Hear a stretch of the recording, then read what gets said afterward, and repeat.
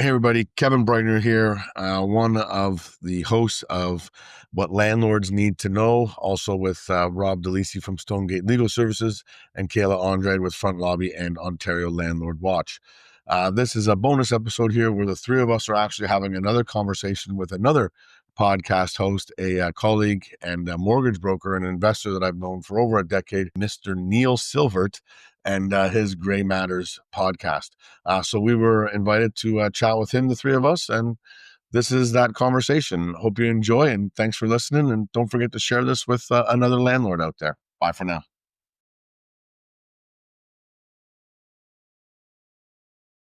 Hi, everybody. I'm Neil from the Your Gray Matters podcast. How do you like my new swag? Cool, eh? Covers up my gray hair with my gray hat. It's just perfect. We want to welcome you back, everybody. And as you know, we have built this podcast to introduce you to important people, great people who are doing great things. We love disruptive technologies, different ways of doing things that help people. And tonight, we are doing something a little bit different. We don't just have one great guest, we have three of them. And we are diving into a subject that is big news in this country: Canada's housing. Where are people going to live? Can they afford to buy? Are they able to sell? But tonight we look at what happens when you want to rent. And I have to tell you, these three people sitting here in front of you are three of the best, most experienced people that you could find. And we highly recommend every one of them to you to get information. Let me tell you quickly who they are. The first one is Kevin Breitner. You can guess which one he is. He's the one with the red hat. Um, and I've known Kevin for many years. Kevin is CEO and founder of Complete Real Estate Solutions and Investments, lovingly known as Cressy. It's a real estate team powered by Remax, and this is a real group of professionals, investors, and they actually offer to you, Cressy, everything that you need to know for residential, commercial, investments in real estate, and not only that, a great product to help landlords manage their properties. And with that, they also have, Kevin has the Ontario Landlords Series podcast, which you're going to hear about tonight. With Kevin, we are really lucky to have Kayla Andrade. Kayla, well known in the real estate world. She's a dedicated advocate, landlord consultant, and ambassador for Landlord Credit Bureau and Front Lobby. She founded Ontario Landlords Watch. It's a grassroots advocacy organization that supports landlords, tenants, and taxpayers by addressing rental housing market challenges and legislation. We're going to get into that. And we're also very lucky to have this gentleman, Rob Lisi. He's the managing partner and licensed paralegal for Stonegate Legal Services, professional corporation. He's a manager. He's a real estate investor. He is a terrific educator, let me tell you. And he works with landlords to help manage risk and build sustainable rental businesses. Everybody, welcome to the Your Gray Matters podcast. Thank you. Thank you. Yeah, thanks for having me. Hey, everybody, for those of you who are watching it on the Cressy channel, you already know about Kevin Breitner and this great show. And Kevin, I'm glad to be on your show. Yeah, no, Ontario Landlord Series, right on our podcast here. We're always speaking to landlords to educate and inform them with what's going on and what they need to know. And Neil and I have actually crossed paths for the first time over a decade ago, as Neil is a licensed mortgage broker as well as a real estate investor, and obviously the host of a podcast, Your Gray Matters, where he speaks to people that have a little bit more gray hair than I do about what they need to do in their later years so they can best set up in all different ways and all different topics. And today we're doing a little cross promotion here where we're bringing our audiences together, because what we're speaking about with housing and landlord issues is a little bit between both channels. So thanks, Neil, for having me on yours, and I appreciate you being on mine. And thank you very much, Kevin. I really appreciate this. So, Kevin, I wanted to ask you, what drew you into this space? And frankly, why do landlords trust you so much? And they do. So those are two really good questions. What drew me into the space, I think, and I'm service related. At the end of the day, I started in the restaurant industry, and a lot of the things that I learned while in the restaurant industry, we use in our customer service and models today with how we take care of our clients, landlords, and tenants with their situation. So it's just about being service. I like that people don't have to worry about what they're doing, and that gives me that fill there. And it came naturally with the transition in real estate from just helping families move around the city to starting to help investors with pre-construction and investment real estate. We then got into managing their properties so that they didn't have to worry about the day to day. And then it grew even more into why these two amazing people are also here to talk about things, is they're part of the team that I've built around myself so that the landlords are getting the right information, up to date information, and all the information so that they can make an educated, informed decision for their specific situation. And that makes sense. And what a lineup you have on your show. I have to say, I'm so thrilled to meet Kayla and Rob myself. And Kayla, you have become a real voice for landlords in Ontario. What pushed you to create the Ontario Landlords Watch? Tell us about Kayla Andrade. Oh, thanks so much for Neil for having me on and being a part of Kevin's series every single month. I do appreciate it. And I do love the fact that you're giving me the opportunity to keep that voice because it's not just about me speaking it, but the people who do support me. So thank you for that. Ontario Landlords Watch started back in 2010 when the city of Cambridge made landlords responsible for their tenants' delinquent utility bills.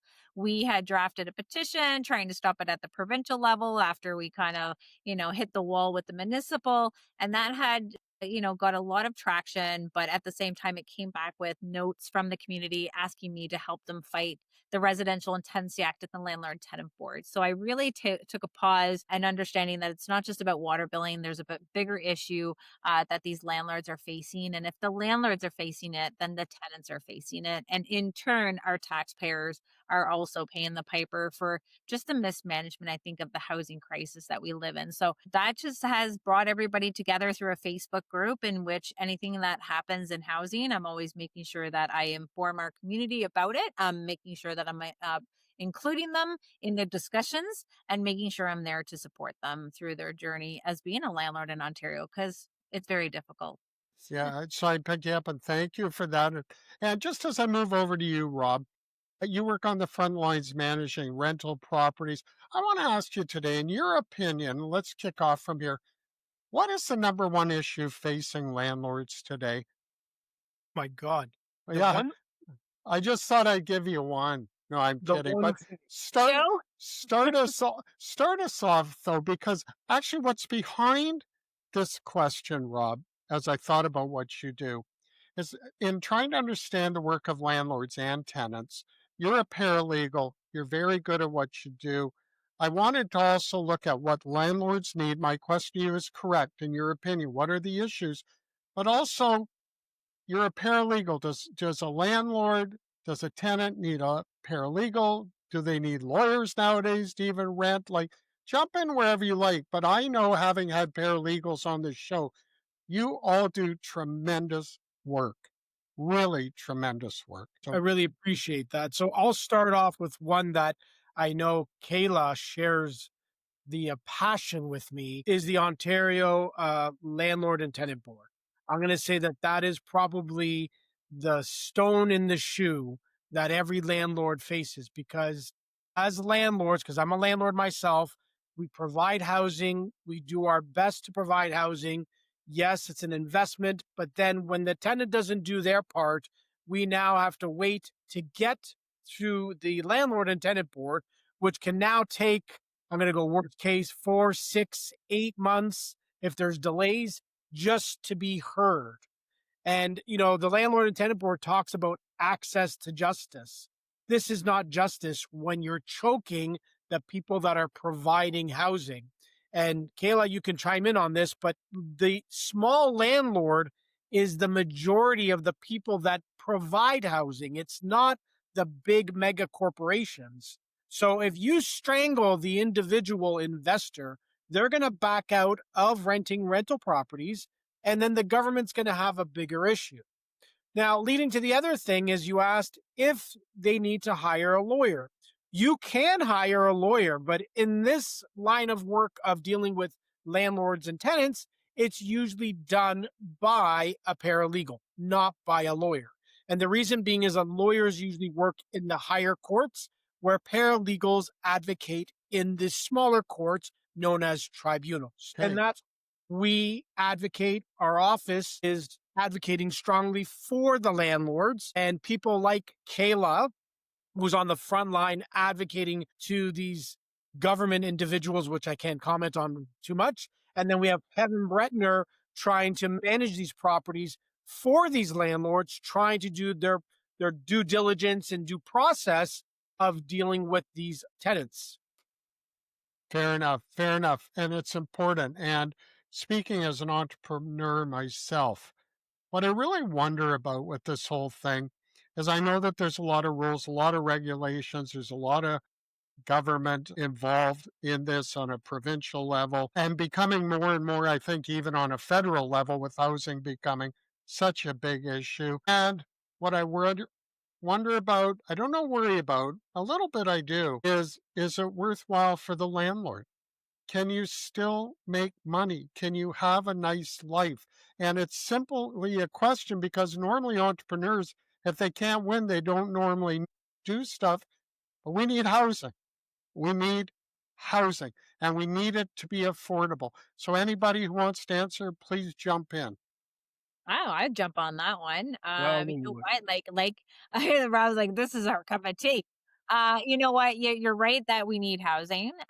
Is it a good business to still be in? Not at today's numbers and what's coming in. It is elsewhere in the province. It is elsewhere in the states.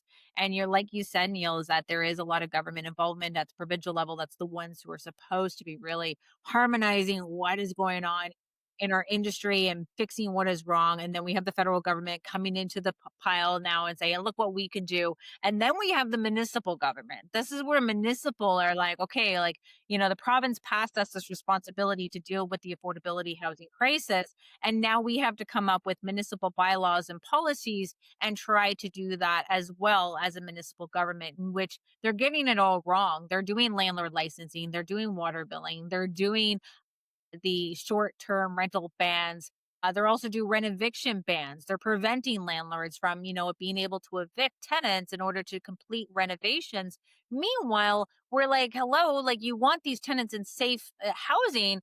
Now you're making it harder for us to get them to relocate so that we can do the work and have them come back at the same rate. So a lot of it's coming down to multiple levels of government not speaking with each other and not speaking with the stakeholders. They may speak with the developers, but the developers are now obviously, based on recent news, they're suffering. They're struggling to get their projects on the go. They're struggling to get the funding.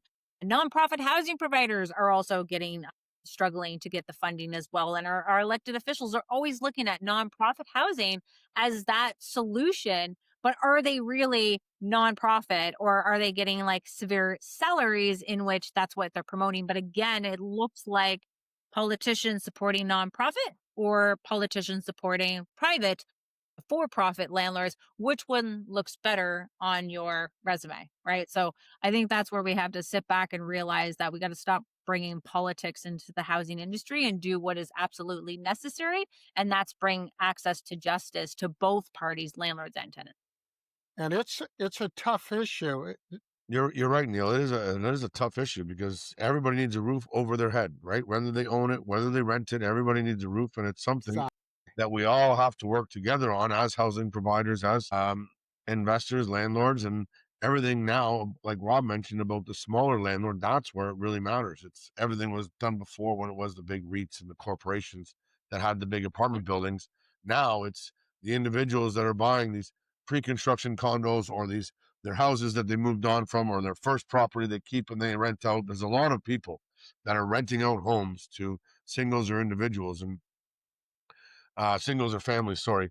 But with what you were saying there, is it right now still a good time to do it? Kayla said not where the numbers aren't there. And that's right. We do this all for numbers, right? It is an investment. We do it with money to make money. But the way to do it is to protect yourself right now and get something where you're turning a single family into a multifamily, where all the municipalities are allowing you to get a minimum of 3 units. So if you can do that, you're now also protecting yourself from non-payment of rent situations where you have 3 payments coming in instead of just one for that house. But So you're lessening the risks by having more properties. exactly. Okay. But then let me ask you, Rob, when I look at these property management costs, the cost of repairs, the ongoing taxes, the time that it takes to get permits, which is horrific, mortgage rates for the landlords, if they need to get a mortgage to buy the properties, if they're looking for investors. My question goes back to the legality of it too, is you must also need legal help. What I'm trying to say is, why does it have to be so damned hard to put a roof over people's homes, make money, and for this politician, I mean nothing but respect to the politicians.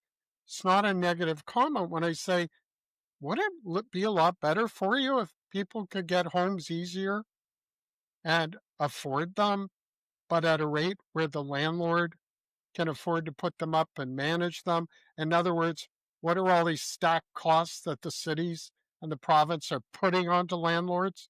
Let's tell the truth here. Is that not really an issue? Oh, absolutely. I can tell you as a landlord, I experienced this as well. I'm going to say something that might be a little left side here, but I don't think everyone should be a landlord. I think a lot of people become landlords because they think it's a hands off. I hear this all the time from a TV personality. I won't say the name. He always says hands off passive investment. This is not a hands off passive investment. Not at all. Not We at need all. the dialogue. Even some of the condos downtown Toronto, I'm sorry, some of the people I don't feel sorry for. These are 300 square feet. They're not even hotel rooms that they're using as a vehicle to flip. They're not investors. They're not landlords. They're trying to take advantage of the market. And if you're going to be a landlord, you have to treat it like a business. There's going to be good times. There's going to be bad times. You need to understand the legalities. You need to understand what programs or companies are out there, like Front Lobby, like Open Room, like Kevin Breitner, that understands the RTA, educates himself, and people should be using people like Kevin to manage their properties because he knows frontline experience. Getting a little passionate. Sorry. Well, actually, based on what you just said, Rob, and I prefer my ignorance on this because my real estate investing for years and years and years has been passive because I don't know how to fix a pipe. I don't know how to fix a broken toilet. So it doesn't appeal to me. So I get passive income, but nobody can survive if everybody has passive income in real estate. Somebody has to fix something and offer something. And so you raised an interesting point, Rob. And again, Kayla, Kevin, click in. So are there no requirements legally, no training, required training to be a landlord, same way that I have to pass courses and upgrade every bloody year to keep my mortgage license? And that is proper. Real estate professionals have to qualify. How the heck can you own rental property and not have to earn the right to do so? Or am I just way off, guys? Same reason we let everybody reproduce. We can't stop some things from happening, right? Well, I got to think about that for a minute. I had never had a cop in my bedroom, but I do think it's possible that having someone official to talk to landlords and oversee, and tell me if I'm full of crap. But truth is, shouldn't there be something as we have in most areas of professionalism, or no? Yeah, I'm gonna jump in. Like, oh my god, I'm like my cheeks hurt from I don't even know if I can talk. You know what? Don't give the government any crazy ideas, because right now, like, I think we're struggling to find people who want to be landlords in Ontario. So making them to go through an educational course is going to be absolutely like pulling teeth. How do the landlords then find out about the N1s and the N15s and when you can love on people and you need to get your rent, but the government says that you're not allowed to collect it? If there's no course, who the hell's teaching this thing? Well, and that's the thing. Like, a lot of it comes down to, like, even when I first started, like, being a landlord of a fiveplex, and I just knew about this water billing. I didn't know that there was a Residential Intensi Act and Landlord and Tenant Board that we have to pay attention to. That's the rule book that we're supposed to be following. But at the same time, our government doesn't really come out and say, like, this is your rule books. This is what you have to do. They make landlords have like a guide kit to give to their tenants when they become tenants on like what the rules and regulations are. But deep down, every landlord is learning from their mistakes. Every landlord is learning from other landlords' mistakes, and they're starting to join different real estate investment groups to grow their portfolio. And then people like Kevin, people like Robert come in, and then myself, and we're coming in to say, hey guys, wake up. We have the Residential Intensi Act. This is what it says. This is the Landlord and Tenant Board. This is what it does. And this is how it's broken, right? So a lot of it's going to be through trial and error. So again, it's more about, expecting our government to come out and say, hey, we are representing both good landlords and good tenants. Give out as much information and education as they possibly can, and not depend on the companies and the organizations out there to provide that education. But thank God for Google these days, because this is where the landlords are getting their education and pointing them to the right resources to help them through their troubling times. I bet you, Rob, you're probably going to say the same thing I was just going to say, but Rob and Stonegate Legal Service have put together Landlord Mastery. It's a downloadable PDF that we have on our website that you can get rid of. I know Rob, we give it away. Rob gives it away. We want landlords out there to be educated and informed. And that was a great thing that they put together. And that's kind of what we always do with our talks and with our podcast, is to continue to get that education and information out there. To even circle back to the investor summits now that we are going to continue doing as well, to continue to educate and inform investors, whether they're real estate or other different types of financial investments. There's going to be a whole bunch of professionals there to continue that education, because all the different coaching programs that I see out there on the real estate side for investors, they only talk about how to buy something, right? It's, hey, you want to go buy something, because that's where realtors make their money, is on the buy and the sell. They're looking for people to go buy investments. Hey, this is what you want to do. This is a buying strategy. But then as soon as they buy it, it's like every realtor just pats them on the butt and says, okay, go get them, Tiger. You're a landlord now. That's And it.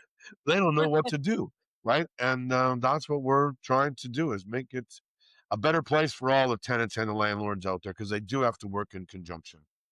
So this is very important what you just said, guys, because the three of you are creating a service for the community of landlords, possibly the community of tenants too, so that, because if you can have, this is the wrong title, I apologize, but a self-policing community that can make sure that people at least have the structure that they're supposed to follow, because it is about making money. So who even teaches landlords how to make money? Because with the costs and the fees and the possibility of damages and insurance. And by the way, I'm a complete neophyte to this, so I'm guessing if my question is even right to you. But I love what you're doing, because I sort of get the sense that people could become discouraged to become landlords, and we need landlords. We need people to offer housing. So jump in, anybody, but I wanted to say, I'm also curious, do you think that, and here I'm not speaking out against Ontario's government at all, I'm asking a question. Do our Ontario government's policies discourage people from even entering the rental market as landlords? Is there a problem there, and what is it? There's a problem. I think there's a disconnect between the Minister of Municipal Affairs and Housing, the disconnect between the Attorney General, the disconnect between the Minister of Social Services, and the disconnect between municipal government and the stakeholders.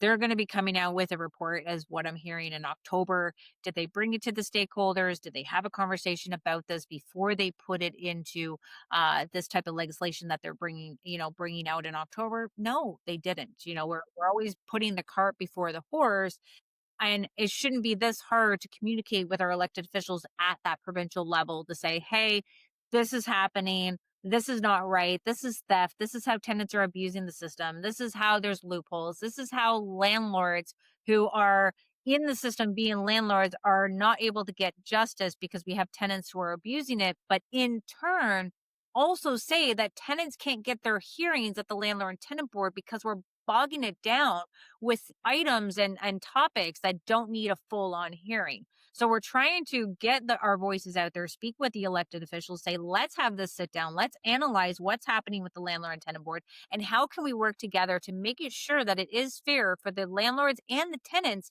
And in turn, if we can deal with this affordable housing crisis, we're going to be saving some taxpayers some money as well. Because recent news, we do have stating a state of emergency based on our housing, stating that there's tent encampments, the violence, the drugs that is Yep. happening there, at the state of emergency.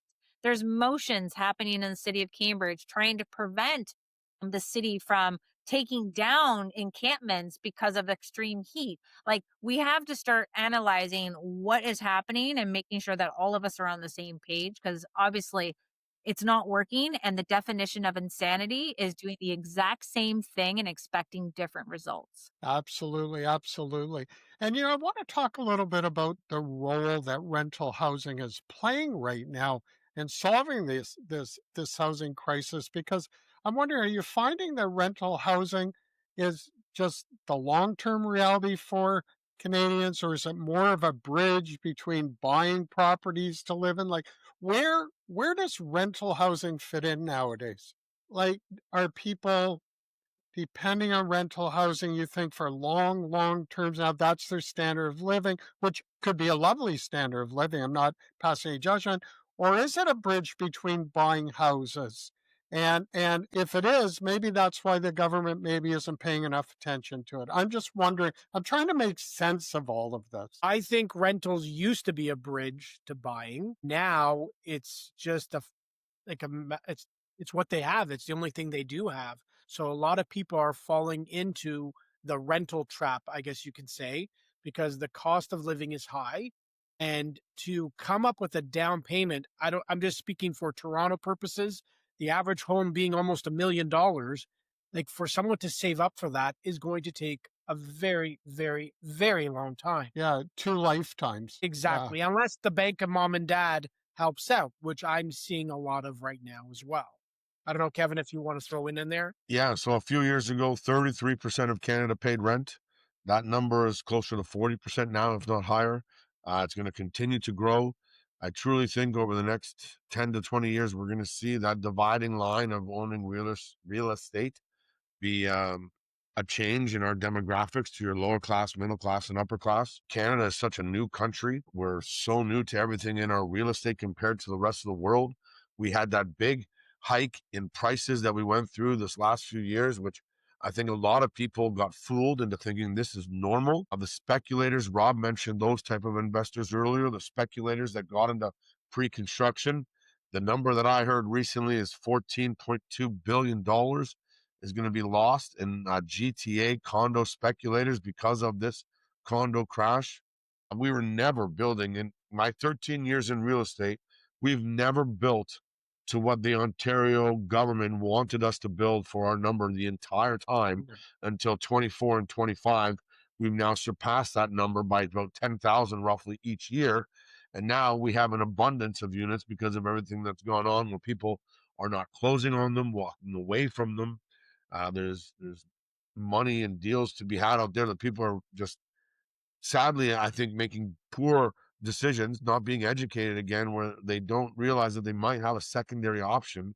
When you hear about somebody willing to walk away from hundreds of thousands of dollars on a purchase, where if they just got an investor on board, ended up closing on it, did something where they could get through the next 5 to 10 years, because real estate is a get wealthy slow. It is not a get rich, Correct. right? It is a Correct. long-term play. And people over the last few years really thought that, hey, I should be able to buy a house this year, and next year it's worth $50,000 more. And that's, $50,000 to $100,000 more. There was one place that went up a few $100,000 from when it was bought in November to then when it was resold in January. That's from 21 to 22, which is absolutely crazy. Great Christmas present for that guy. Um, it's But something that is going to have to change, and is really going to affect our Canadian economy. Kayla quoted Einstein a few minutes ago about the definition of insanity, but actually what you just said really is the definition of insanity. So here's what I heard. We need homes. Landlords can't afford to buy them. Investors don't know how to buy them. They walk away from them, which means nobody's possibly living in them. When we need to put roofs over people's heads, we earlier learned that there's not really an official training for landlords, which I would like to think would include financial education, how to do this, being a mortgage agent, being a financier. That's how you and I met, Kevin. And then all the legalities around it, Rob. And so what I just heard is, for many people, it's too hard to figure it out. So I hear the guys in Ottawa going, we need to have more homes, and the landlords are saying, we don't know how to do it. Is that fair, what I just heard? It's perfectly fair, but again, we have to ask the question, how do we expect the same mindset that created the problem to fix it? Yeah. Well, that is a problem with government, isn't it? And normally it's the entrepreneurs and the intelligent people, like everybody on this show right now, who usually come up with the answers. Sometimes it's just very hard to explain it to the people who won't change their mindset. That is really, really frustrating. I know that we're talking about provincial government, we're talking about municipal government, but with the big story right now, the federal government, every party basically is touching on housing first. Is the federal government helping in any way? Is it getting more involved? Is it slowing down the process? We wouldn't want all of you entrepreneurs in real estate to have it too easy. So we were thinking maybe we should add in another level of government. I don't know. Tell me what you think. National housing strategy that's been a proven fail, like that's what we have to consider. And we knew it was going to be a fail. And that's what they've been telling everybody throughout that 4 years. But we have a national strategy. This is a national housing strategy. It's going to work. And then you come out and you say it was a fail. Now, who's taking the responsibility that it was a fail? And do we need all three levels of government interfering in this industry?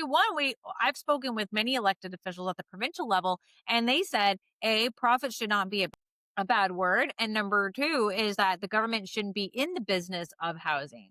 And that was and guess what? Now being an associate to the Minister of Housing, they're no longer the associate to Minister of Housing. So again, they really need to say who is responsible, and we need to be the one overseeing this. And when we do have municipal government doing what they're doing right now, where is the province stepping in and saying, hey, come on, municipalities, you can't be doing rent eviction bylaws and short-term rental bans, and you can't be doing landlord licensing. You shouldn't be doing this water billing, because when the province does something do something good, then the municipalities are over here doing something bad. And now they're playing tug of war with each other. So someone's got to come to the party and someone's going to say, this is what we're going to do. Ideally, we want them out of it and let the private sector do what they do best. But again, these are a wish list, and Christmas is just around the corner. Well, the way our country's been going, they're going away from free enterprise and entrepreneurs, and that's just my own political statement about the last only since 2015. Let me think back though, guys. So think of me as the 10-year-old kid watching cartoons 60 years ago, because Saturday mornings you watched cartoons. And what do I remember a lot? Snidely Whiplash, that terrible landlord who was only there to hurt the tenants and to steal their money, and profit is horrible. And like, is that still a belief today? Are Are landlords getting scapegoated in this housing crisis? Is there, again, I'm drilling down. I believe that people should be landlords, but I'm asking, are they getting a bad rap still? Or is there some sanity out there? I think they get a bad rap. I think everybody believes that every single landlord is a multimillionaire and they can afford to carry the extra mortgage when really majority of small landlords just maybe were a young couple and they were able to buy a second house and kept one of their first condos and that became an investment property and they get stuck with it. Or a couple that wanted to build out their retirement fund and decided, hey, we'll buy a second property because we've seen what ours has done and we can put our money to that. And they're just regular people that are now out there getting screwed over their investments. It's all over the news where certain landlords are having to sell their home because the tenant isn't paying the rent in their secondary home, and the banks are just going to take one instead of both. Anyways, Well, we've sure had some insanity of tenants being properly evicted and they won't leave. And we all know that story from not that long ago. I'm going on this, like, we always get a bad rap with the greedy landlords. This is bad. But again, like, they think everyone's going to be a homeowner. Sometimes people are going to be stuck in to being a tenant. They don't have the down deposit. They don't got the good credit.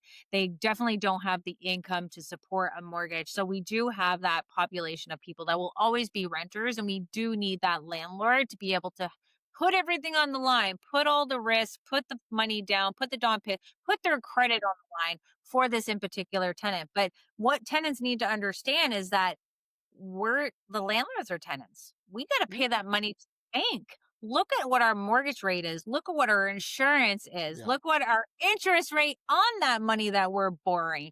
The money that we may say that we're the owners, but deep down it's still owned by the bank because a lot of these landlords are taking on properties that are still owed money to the bank.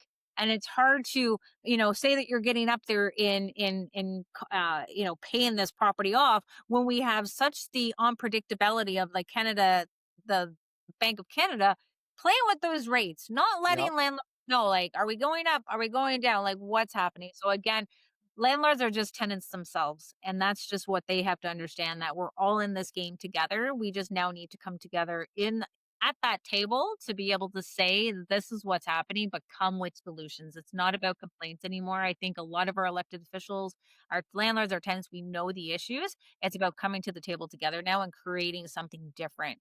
It has to be a reform. It has to. Rob, I wanted to ask you, I've read, and I'm sure that this is true, that most tenants are good tenants. We don't want to paint the picture that, oh, the poor landlord, because anybody moves into their property is a bad person who won't pay their rent, ruins the property, and won't leave. It's not true. My research tells me that most tenants are really, really good. But when you do have to evict, when you do have to unfortunately get rid of people, man, the costs for the landlords are piling up. As I said a minute ago, the system doesn't seem to protect people who are landlords. But talk to me about tenants. What do you really find with tenants? Because that has to be a joy point for landlords somewhere. So I have two categories of tenants. I have the worst of the worst, which is where the ones that you hear or you see on Facebook or Instagram or these landlord and tenant groups. And then I have tenants that it's not really the tenant's fault. A lot of the times it's the landlord's fault because Right. they just don't know what they're doing. I do agree with the comment that not all tenants are bad. I'm a landlord myself. I've never really had huge problems except for one problem in the past. That's a different episode. But most tenants, I don't really have a problem with. Now, in my office, when people are calling us, it's because most of the times it is because of the bad tenants. But again, they fall in two categories. It could be the really bad ones or the ones that just have bad landlords that don't know how to maintain the property. They don't know how to communicate. There's no rules. There's no regulations. There's nothing. So the tenants sometimes get stuck in a situation. So I'm going to say that the majority of the ones that I see go into column A, which is the really bad. And those are the ones that damage the property. They know the system. They don't pay rent. And they don't fear front lobby, open room. They don't fear anything. They know the system. They take advantage of the system. Too many Fair enough. things out there telling them how they can get around as well, That's right? correct. There's Yep. too much information telling people how they can backdoor or loophole through somebody else's life savings, basically. But Well, Kevin, you're on to something there when like you mentioned, Robert, like that people don't fear it because they're able to find that naive, uneducated landlord get into the door where they know they're not going to do a credit check. And that's why I became the ambassador to Front Lobby because I want these landlords. I know they don't care. They have crappy credit anyways. Like it's time to put them into the credit bureaus through the system, but at the same time, educate other landlords that they need to do their credit report. Do not accept a credit report from a tenant. They are coming fraudulent. Their work references are coming fraudulent. They're scamming the system because they know they're at the end of the rope, especially since rent reporting became popular in Ontario and Canada and even in the States. So our job is now to educate our landlords. Do your own credit checks. Make sure that you're reporting them because you now need to know that there's consequences. And this is an example, which I haven't even posted about yet. I had a tenant that's almost 6 years ago. Reported him to the credit bureaus, and he's now coming back to say, "Hey, I'm not that stupid 26-year-old anymore. I want to make some payment arrangements. I want to get this off this credit. This is the only thing that's stopping me from finding accommodations for me and my two daughters that I have custody for." And again, he's using the fact that, oh, he's a single dad, trying to make me. And I replied politely to say, "Hey, you owe me this much money. I'm willing to give you a deal that you can, a settlement of 50%. I'll report it as paid and in good standings. Is that good for you?" And understand that I'm being very generous and there's consequences to your actions. And that's what our government hasn't done is provided consequences. If I stole $100 worth of gas, I would be charged. If I can steal $50,000 from a landlord, because I know how to work the system from the stays to the reviews to the Supreme Court, like I know how to steal that type of money. And all of it's doing is just impacting your credit. There needs to be consequences to people's actions. That's the only way that they're going to learn. And this is coming from a mom of four. and it's right because every other industry is consequence for people who don't pay with policies that back them up if they need to do collections and go after people. So that leads me to this question that I was going to ask you, Rob, is so what are the safeguards or strategies that landlords should be putting in place from day one? So day one, I would make sure that you're familiar with the RTA. That would be number one. What does RTA mean? The rental, The say what it Residential means. Tenant Act. So that's the legislation that governs landlord and tenant matters. I would qualify the crap out of your tenant, and including that would be using Front Lobby. And if you are not an experienced landlord, hiring, I would say Kevin, but someone like Kevin that understands the ins and outs of the laws so that you are safeguarded. At least you are doing your due diligence. Don't go in blindfolded. At least understand what you're getting into. I have worked with not Kayla directly, but I've done stuff with Front Lobby. So I know what they do. And it's even good for tenants because they can report good credit and bad credit. We use Front Lobby with our program when we're placing tenants. And one of the best stats that I say all the time to our landlords is when we're looking at a tenant, we tell them, hey, with our program here, we can positively rent report because everybody needs credit, whether you're buying a house, buying a car, just getting a credit card. That's something that everybody looks at. So by them signing a form, we can positively rent report. We don't need them to sign that to negatively rent report. But I say this because the statistic that I saw was 68% of tenants love this program, right? That tells you that 32% don't, 3 out of 10 that don't plan on paying their rent on time. So now when you're vetting somebody, you're now going for the best out of 7 instead of the best out of 10.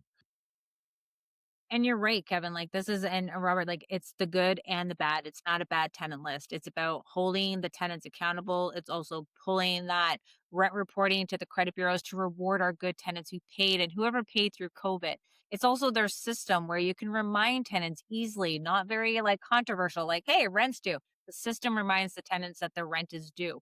It also allows the landlords to update that record. So it's not just staying on their record and they can't, achieve to get rid of that debt. It helps them be able to report those payment plans to the credit bureau. You can also report your co-signers. So if you have someone else that wants to have good credit, you can report your co-signers with Front Lobby as well. And I'm hoping that our Attorney General sees that this is something that is needed for our industry to bring back the transparency and the accountability to the housing industry. And I know our federal government also talked about, hey, your biggest rent, your biggest expense is going to be contributing to your credit. He obviously didn't talk about the negative, but we do need to understand that more needs to be done from our elected officials to highlight these type of tools and these type of services so that landlords can feel a little bit more comfortable investing into this market, because it is very risky.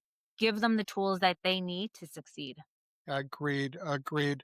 As we start to wrap it up, and everybody, today we've heard from three amazing experts.